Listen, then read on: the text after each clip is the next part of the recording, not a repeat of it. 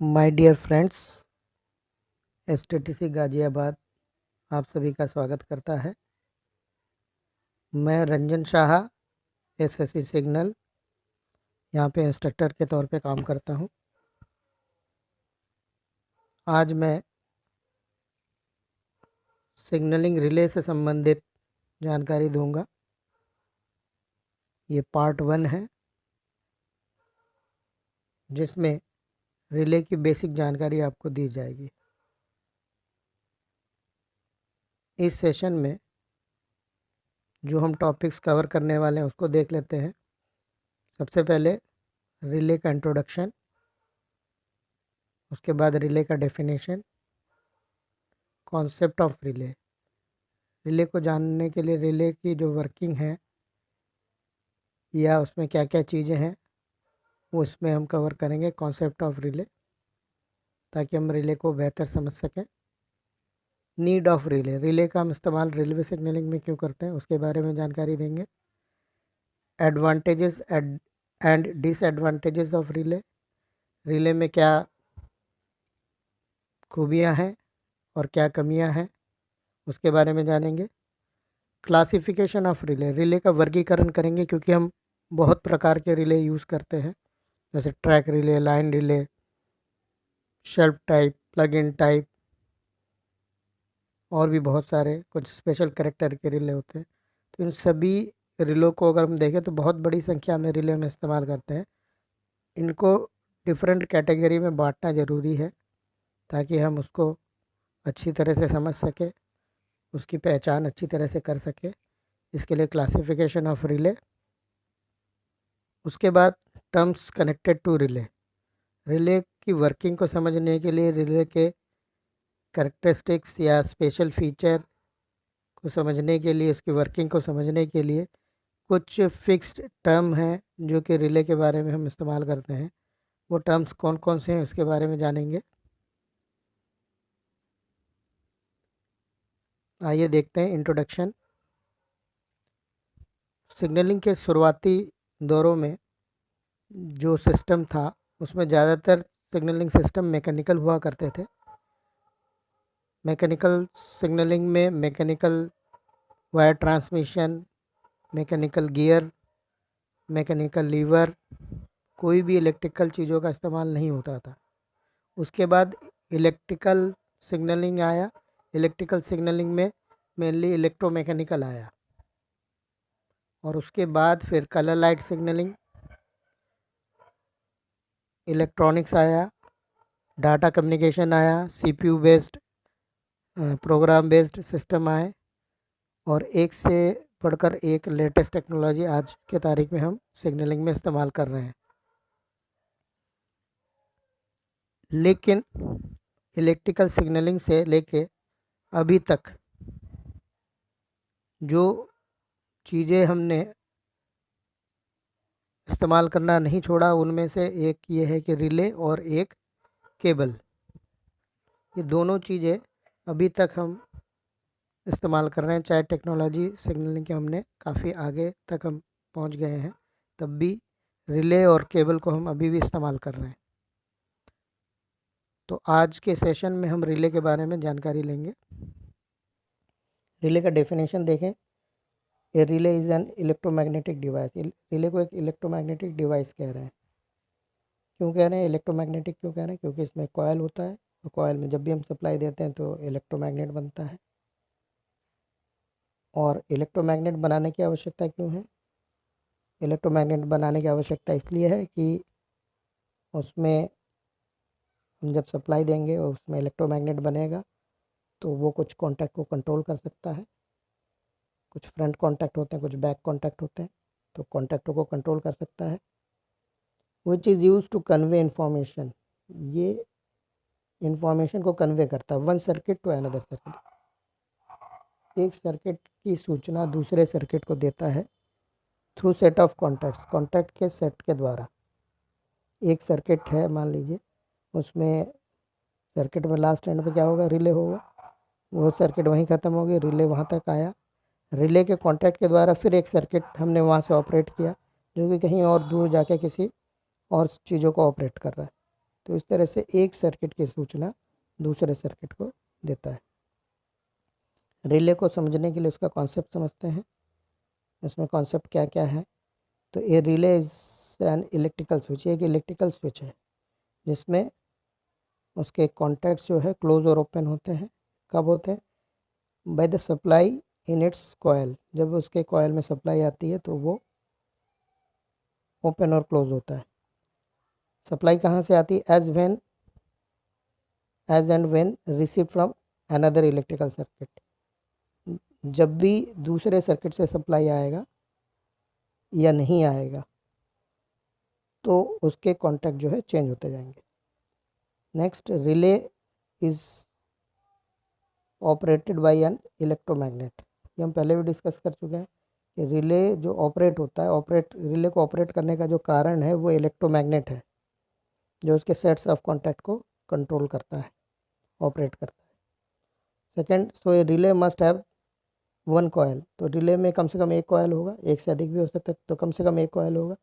Sets of front contact और back contact होंगे, कुछ कॉन्टैक्ट फ्रंट होंगे, कुछ बैक होंगे, with combination of armature contact. ये जो भी कॉन्टैक्ट होंगे, ये फ्रंट कॉन्टैक्ट और बैक कॉन्टैक्ट जो भी कॉन्टैक्ट होंगे, ये हमेशा आर्मेचर कॉन्टैक्ट के कम्बिनेशन में बनेंगे। मतलब कोई भी फ्रंट कॉन्टैक्ट होगा तो वो आर्मेचर के साथ बनेगा, कोई भी बैक कॉन्टैक्ट बनेगा तो आर्मेचर के साथ बनेगा, आर्मेचर कॉन्टैक्ट के साथ बनेगा। सिंबल देखते हैं, फ्रंट कॉन्टैक्ट का सिंबल क्या है? इसको एफ से डिनोट करते हैं, आर्मेचर कॉन्टैक्ट को ए से डिनोट करते हैं। सिंबल में आर्मेचर कॉन्टैक्ट में डॉट और एफ में एक वी टाइप का शेप सिंबल, लाइन के ऊपर जो है फ्रंट कॉन्टैक्ट, और इसी प्रकार से अगर हम देखें बैक कॉन्टैक्ट में लाइन के नीचे बैक कॉन्टैक्ट होगा। आर्मेचर कॉन्टैक्ट फिर वैसा ही ए से डिनोट करेंगे और डॉट से डिनोट करेंगे। इसको फर्दर समझने के लिए, ये कॉन्टैक्ट का कम्बिनेशन समझने के लिए हमने एक इलस्ट्रेशन लिया है, इलस्ट्रेशन का सहारा लिया है। इसको देखते हैं क्या है। For relay having independent type of contacts, अगर relay independent type of contacts वाला रिले है तो ये एक SPST स्विच की तरह है। कैसे?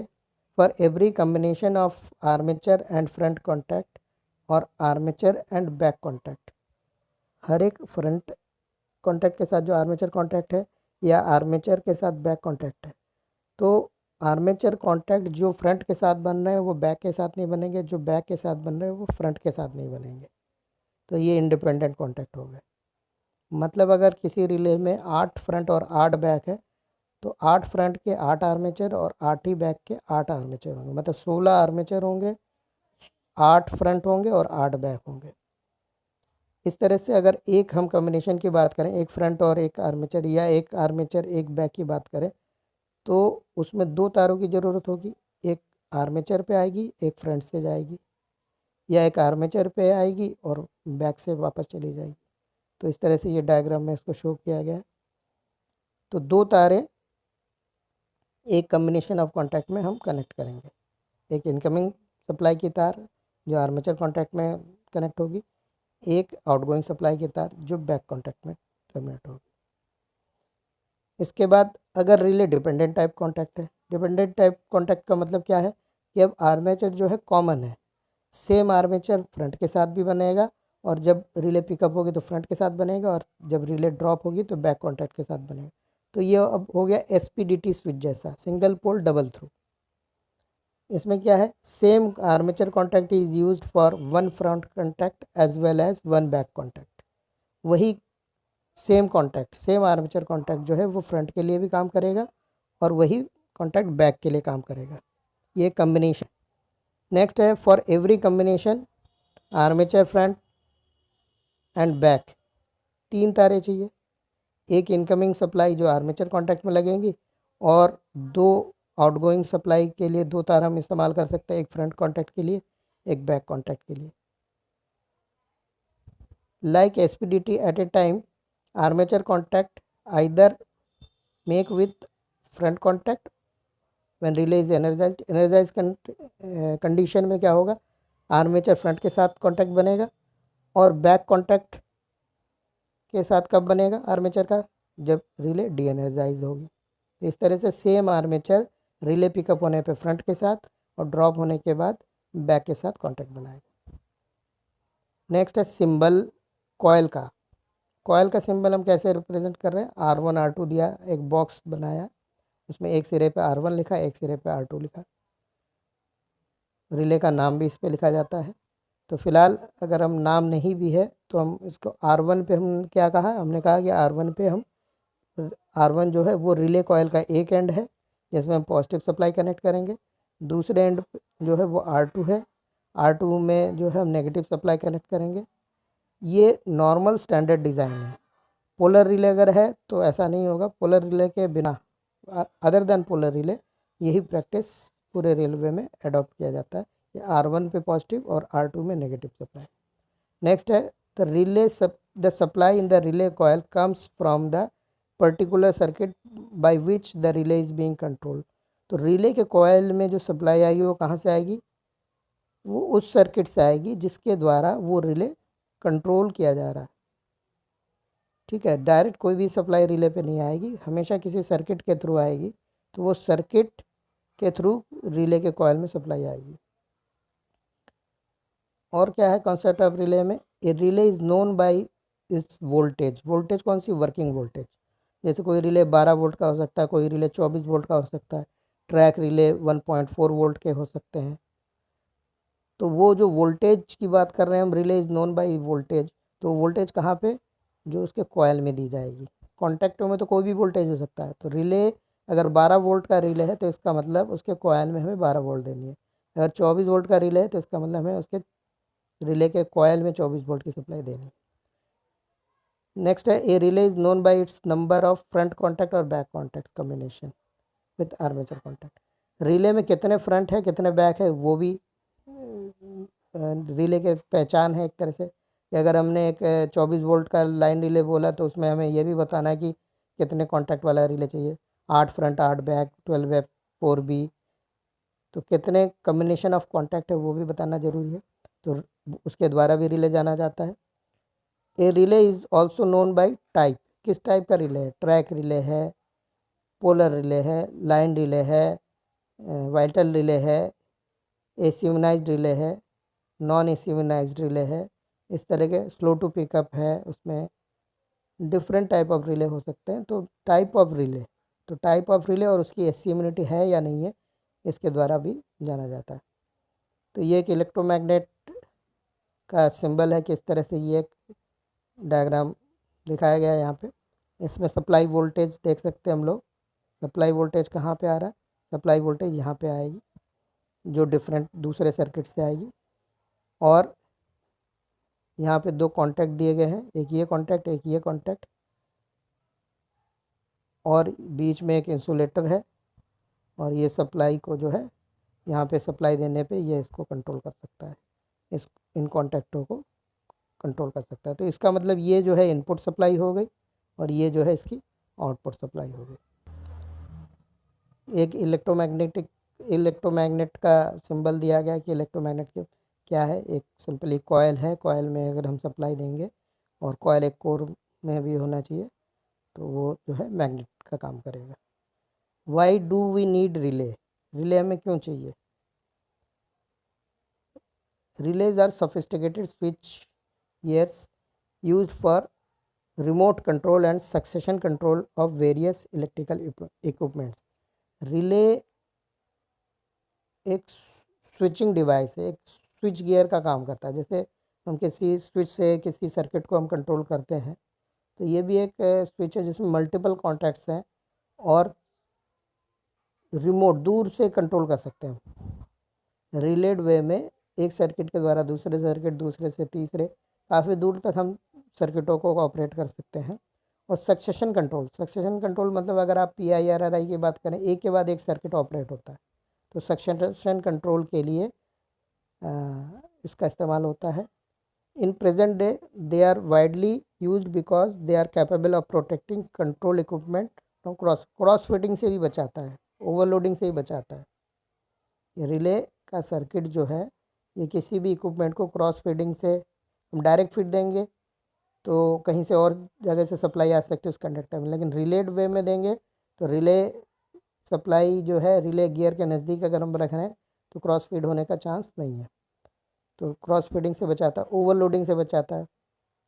ओवरलोडिंग अगर होगा तो उसमें क्या होगा, फ्यूज़ ब्लोन ऑफ हो सकता है, या ओवरलोडिंग मतलब सर्किट को हमने बाइफरकेट कर दिया रिले वाइज, तो रिले वाइज बाइफरकेट करने से एक के बाद एक रिले हमारा पिकअप होता है। सारी चीज़ें एक साथ ऑपरेट नहीं होती, सर्किट सप्लाई वोल्टेज अलग अलग है, सभी डिफरेंट सप्लाई है, तो ओवरलोडिंग से भी बचाता है।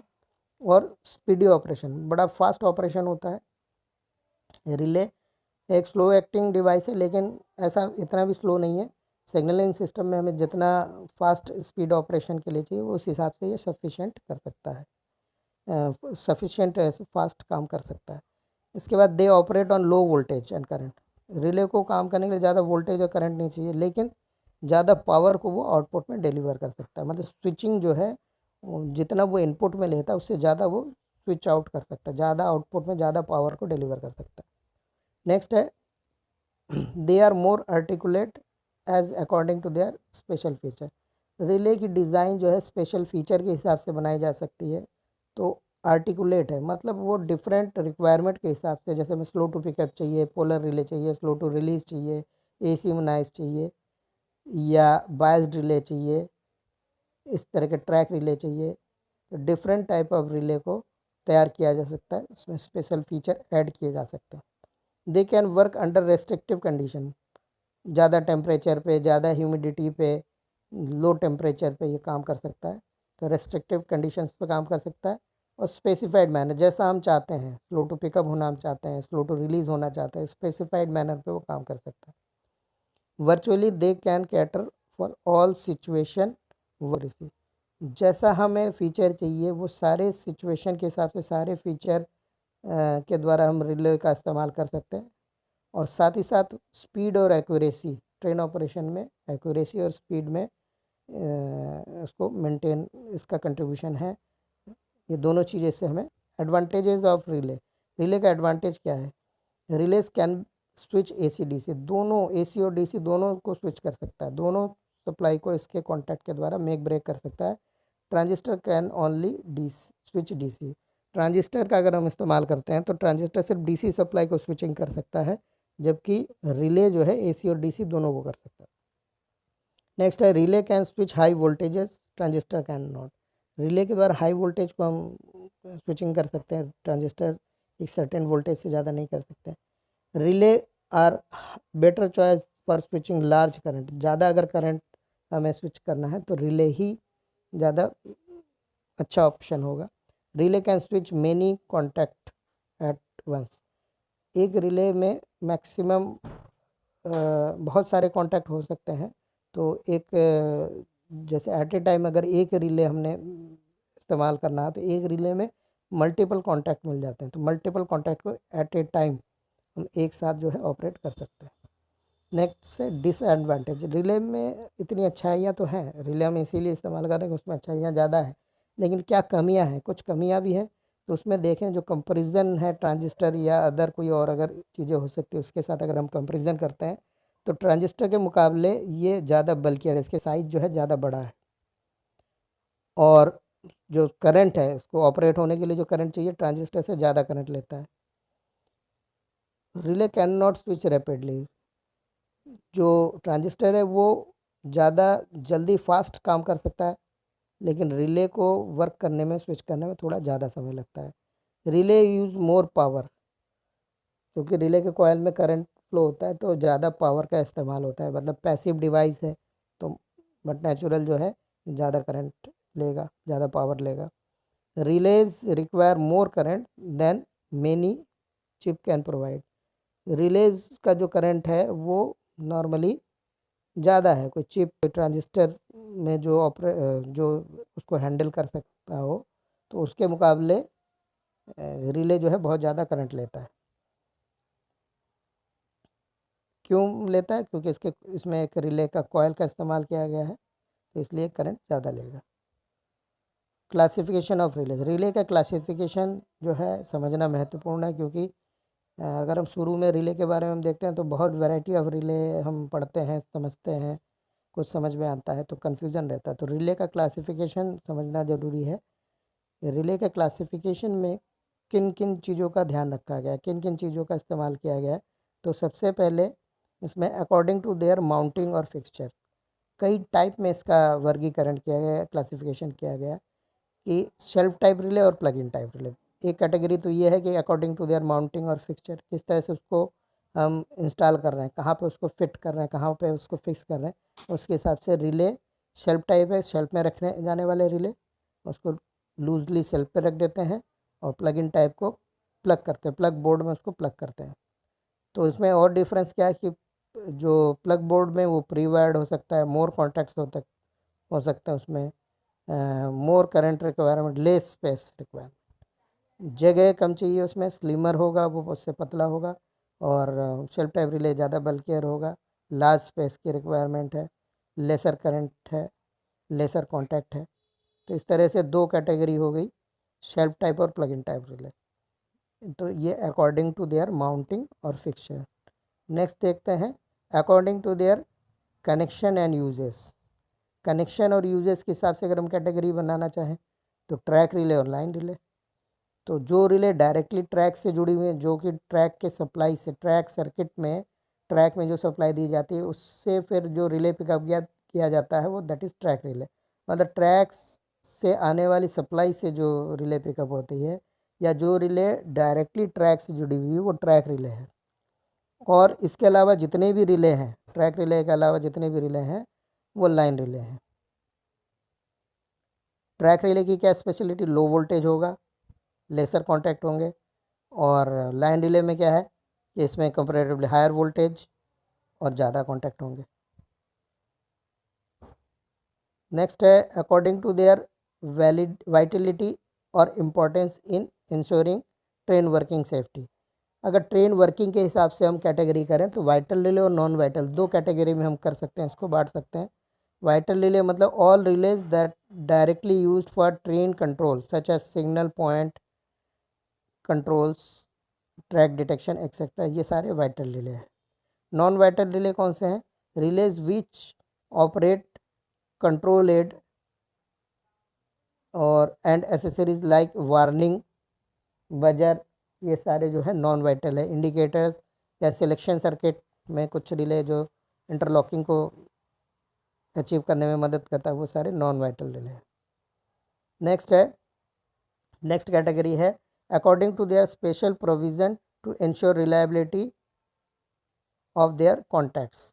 कॉन्टैक्ट्स के अनुसार, जो हम पहले डिस्कस कर चुके हैं एक बार अभी इस स्लाइड में, इससे पहले कुछ स्लाइडों में हम पहले डिस्कस कर चुके हैं, उसके हिसाब से मतलब कॉन्टैक्ट की क्या इंटीग्रिटी है, कॉन्टैक्ट में क्या स्पेशलिटी है, कॉन्टैक्ट की क्या रिलेबिलिटी है, उसके हिसाब से प्रूव्ड कॉन्टैक्ट, प्रूव टाइप और नॉन प्रूव टाइप। तो prove type in which proving of normalization is necessary after every operation. Prove type contact जो है वो कॉन्टैक्ट कैसे होते हैं, मेटल टू मेटल उसके कॉन्टैक्ट होते हैं, मतलब आर्मेचर और फ्रंट या आर्मेचर और बैक दोनों ही मेटल के कॉन्टैक्ट बने हैं। तो मेटल के कॉन्टैक्ट में क्या दिक्कत है, थोड़ा सा अगर करंट की मात्रा ज़्यादा होगी तो दोनों आपस में फ्यूज़ होके, मतलब मेल्ट होके आपस में चिपक सकते हैं। तो इसलिए इसमें एक ये प्रूविंग की जाती है कि हर बार, हर ऑपरेशन के बाद अगर रिले नॉर्मल हो तो नॉर्मल कॉन्टैक्ट को भी प्रूफ किया जाएगा, ताकि इसमें हम देख सकते हैं दीज में prevent relay normalization and causes unsafe condition in traffic control. अगर वो स्पार्किंग के कारण वो कॉन्टैक्ट आपस में चिपक जाए तो दीज में प्रिवेंट रिले नॉर्मलाइजेशन, रिले को नॉर्मल होने में दिक्कत करेगा, और causes unsafe condition to traffic control, traffic के लिए ये अनसेफ हो जाएगा। तो इसीलिए इन रिलों में हर बार नॉर्मलाइजेशन, मतलब रिले को नॉर्मल होना जो है बैक होना प्रूफ करेंगे। नेक्स्ट है नॉन प्रूव्ड। नॉन प्रूव्ड में इसमें क्या है कि रिले को एक कॉन्टैक्ट को प्रूव करने की ज़रूरत नहीं है, रिले के कॉन्टैक्ट को प्रूव करने की ज़रूरत नहीं। अगर फ्रंट कॉन्टैक्ट इस्तेमाल हो रहा किसी में तो बैक कॉन्टैक्ट को प्रूव करने की ज़रूरत नहीं, बैक कॉन्टैक्ट अगर प्रूव हो रहा तो फ्रंट को प्रूव करने की ज़रूरत नहीं है, क्योंकि इसमें क्या है कि नॉन फ्यूजिबल कॉन्टैक्ट होता है। इसमें एक कॉन्टैक्ट कार्बन का होता है और एक जो है मेटल का होता है, तो इसको कहते हैं carbon to metal contact. Next है according to their feed source, इस तरह की सप्लाई से हम रिले को पिकअप कर रहे हैं। तो डीसी रिले है, डीसी रिले है, तो डीसी रिले में the relay which requires DC power supply for its operation called DC relay. तो डीसी रिले मतलब जिसमें हम कॉइल में डीसी सप्लाई दे रहे हैं रिले को ऑपरेट करने के लिए, that is DC relay. DC relay में भी फिर कैटेगरी है DC neutral relay. This relay closes the same set of contacts on energisation with normal polarity और रिवर्स पोलरिटी सप्लाई। जब पोलरिटी हम बदल के दे दें R1 R2 में, तब भी रिले के कॉन्टैक्ट वही बनने हैं, मतलब इसका कोई फ़र्क नहीं है, न्यूट्रल रिले है, पोलरिटी इंडिपेंडेंट है। R1 R2 में हम कैसे भी सप्लाई दे दें, रिले एक ही तरह से बिहेव करेगा, तो इसको कहते हैं न्यूट्रल रिले। पोलर रिले, इसी में दूसरा कैटेगरी है पोलर रिले। पोलर रिले में क्या है, पोलर रिले में अगर हम सप्लाई पलट देते हैं तो डिफरेंट कॉन्टैक्ट बनेंगे, मतलब पोलरिटी के रिले के कॉइल में दी गई सप्लाई की पोलरिटी को सेंस करके ये डिफरेंट सेट्स ऑफ कॉन्टैक्ट को बनाएगा, तो उसको कहते हैं पोलर रिले। तो जैसे ब्लॉक इंस्ट्रूमेंट पे हम BCR इस्तेमाल करते हैं, वो पोलर रिले है, BCR या PR। हाँ, PR मतलब पोलर रिले। नेक्स्ट है AC सप्लाई से पिकअप होने वाले रिले, तो AC रिले। AC रिले का इस्तेमाल हम लोग नहीं करते नॉर्मली, तो AC रिले। उसके बाद electronic relay, DC relay with electronic component. DC supply हम देते हैं इसमें, साथ में इसमें इलेक्ट्रॉनिक कंपोनेंट होता है, और आउटपुट में हमें सर्टेन टाइम बाद सप्लाई मिल जाती है, जैसे इलेक्ट्रॉनिक टाइमर। तो इस तरह से जो हम सप्लाई दे रहे हैं वो DC सप्लाई दे रहे हैं, और लेकिन अंदर क्या है, कोई रिले का कॉयल नहीं है, कार्ड है, इलेक्ट्रॉनिक कार्ड है, और जो कि इलेक्ट्रॉनिक सर्किट को ऑपरेट करने के लिए है। तो उसको उसमें जैसे एक है timer, electronic timer. Electronic timer आजकल बहुत इस्तेमाल होता है, आजकल ज़्यादातर टाइमर जो है इलेक्ट्रॉनिक टाइमर है। तो इलेक्ट्रॉनिक टाइमर में जो हम उसकी जो कैटेगरी है, हम उसको इलेक्ट्रॉनिक रिले की कैटेगरी में हम डाल सकते हैं। नेक्स्ट है relay can also be classified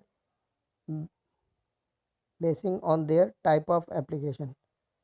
basis, उसके बेसिस पे हम इसको कर सकते हैं, कैसे कि AC इम्यूनिटी है या नॉन AC इम्यूनाइज्ड है, स्लो टू पिकअप है, स्लो टू रिलीज है, हैवी ड्यूटी कॉन्टैक्ट है। तो उसके स्पेशल फीचर जो है उसको ध्यान रखते हुए भी हम रिले की कैटेगरी कर सकते हैं। Terms connected with relay, relay में कुछ जो टर्म्स हम इस्तेमाल करते हैं वो कौन कौन से हैं। Non fusible contact, non fusible contact कौन से, a pair of contact in which one contact element comprises of non fusible material which presents practically no risk of welding of contact.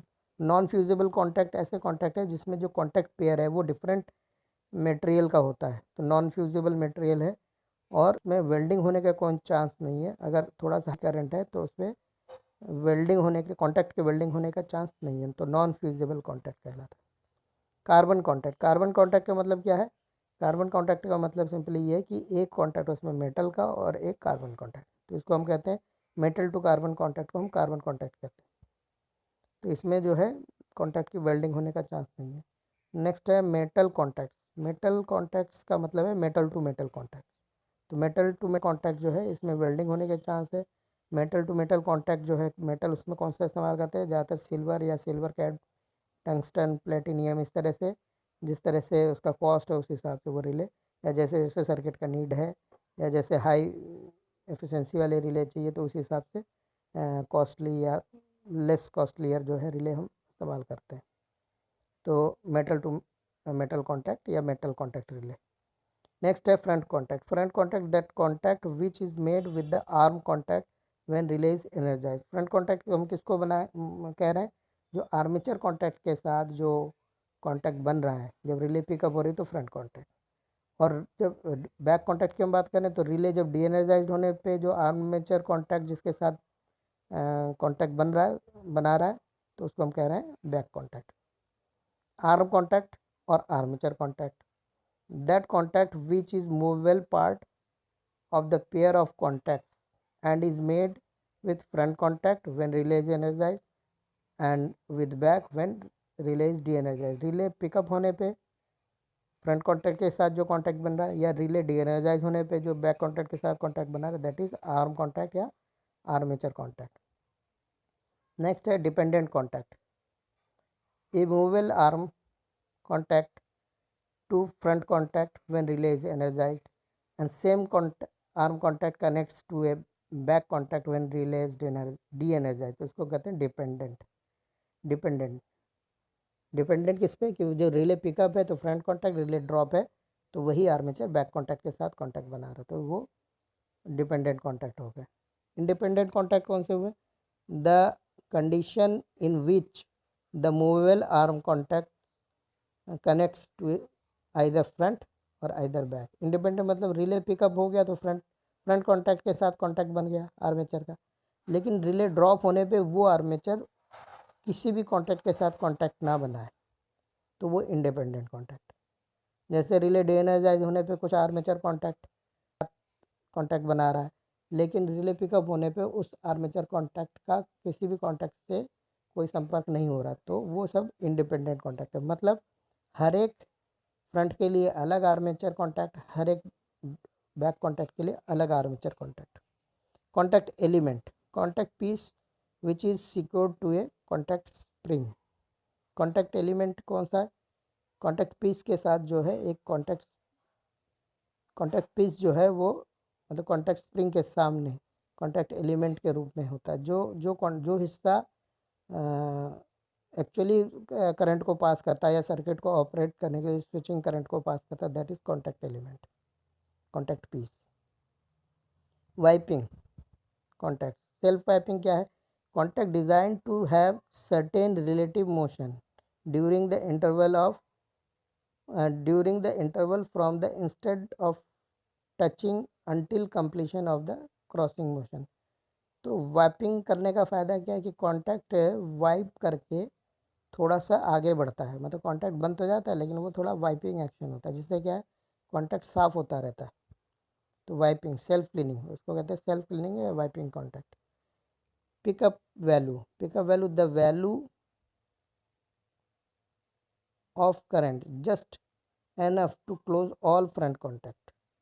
मतलब वो मिनिमम वोल्टेज या current भी हो सकता है, voltage भी हो सकता है, मिनिमम करंट या वोल्टेज जो कि किसी रिले के सभी फ्रंट कॉन्टैक्ट को जस्ट बना दे, उसको कहते हैं पिकअप वैल्यू। ड्रॉप वैल्यू या रिलीज वैल्यू, उसी तरह से मैक्सिमम वोल्टेज या करंट जो रिले के सभी फ्रंट कॉन्टैक्ट को जस्ट ब्रेक कर दे, वो ड्रॉप अवे। इसी तरह से operate all the contacts just, all the front contact just made, अभी बना जस्ट, हमने वोल्टेज धीरे धीरे बढ़ाया तो ऑपरेट हुआ, ऑपरेट होने पे फ्रंट कॉन्टैक्ट जैसे ही बना तो उसको कहेंगे ऑपरेट होना। और इसके बाद है सेम ऑपरेट। फुल ऑपरेट मतलब जितना हमने मिनिमम वोल्टेज दिया था उसको ऑपरेट, उससे भी थोड़ा ज़्यादा, जिससे जो आर्मेचर उसका मैक्सिमम ट्रेवल जो है वो कंप्लीट हो सके, तो उसको कहते हैं फुल ऑपरेट। उसके बाद release, all front contact just broken, supply हम धीरे धीरे कम कर रहे हैं, all front contact just break हुआ तो release. Full release when armature returns full back normally, जब पूरी तरह से वो नॉर्मल हो जाए तो वो फुल रिलीज। लास्ट है percentage release, ratio of drop away value to pickup value expressed in percentage, it is to determine the sensitivity of any relay. तो रेशियो क्या है? ये एक अनुपात है ड्रॉप अवे वैल्यू और पिकअप वैल्यू का, जिसे परसेंटेज में एक्सप्रेस किया जाता है, उसको कहते हैं परसेंटेज रिलीज। इससे क्या पता लगता है कि रिले की सेंसिटिविटी कितनी है, तो ये एक इम्पॉर्टेंट एस्पेक्ट है परसेंटेज रिलीज, इसको हम नेक्स्ट स्लाइड में भी चर्चा करेंगे। तो परसेंटेज रिलीज क्या है? Ratio of drop away value to pickup value express in percentage. Thank you.